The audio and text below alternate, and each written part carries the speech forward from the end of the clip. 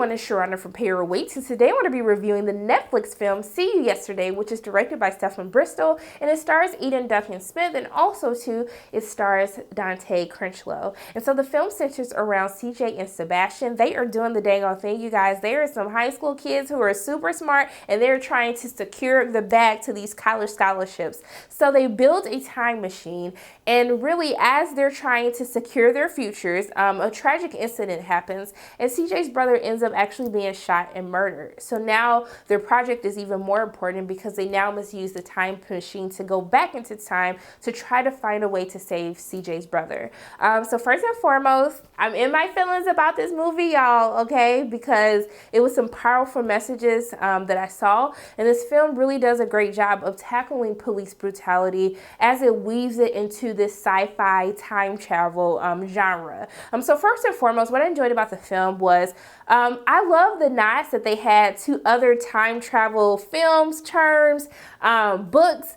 You can really tell that Stephen, that he is a true fan of sci-fi. He's a true fan of time travel. I can truly see that. As a fan, I was just like, that's from that, and that's from that, and they from that. I was like, yes, I see what you were doing there. Also, too, I love the kids in this film. Eden and Dante, they were absolutely fantastic.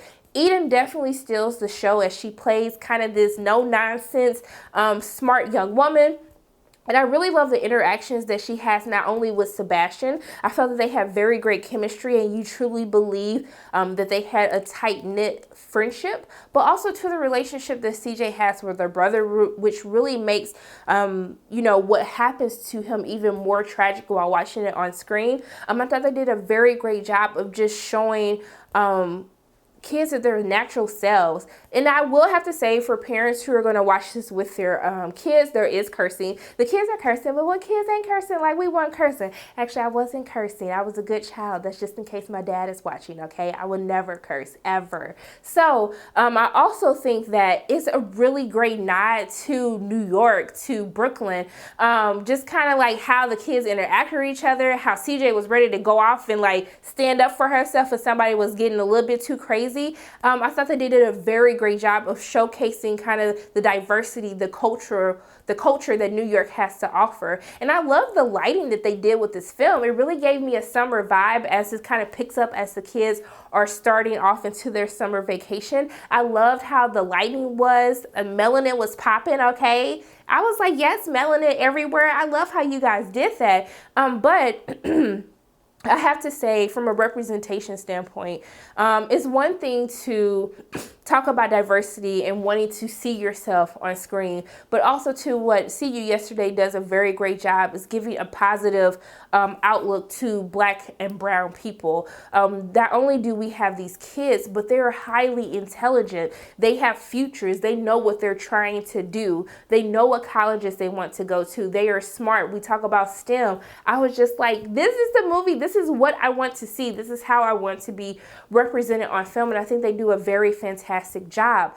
But at its core, as it talks about police brutality, as we kind of see Sebastian and CJ try time after time again to try to change the circumstances of what happens, and as we realize what happens, there are rules to time travel and rules that they have to abide by, and any simple mistake can really set them back or change things for even worse. But to see how being a victim of kind of the communities that you grow up in, with the violence and also to the police brutality, how it's woven into the story of time travel.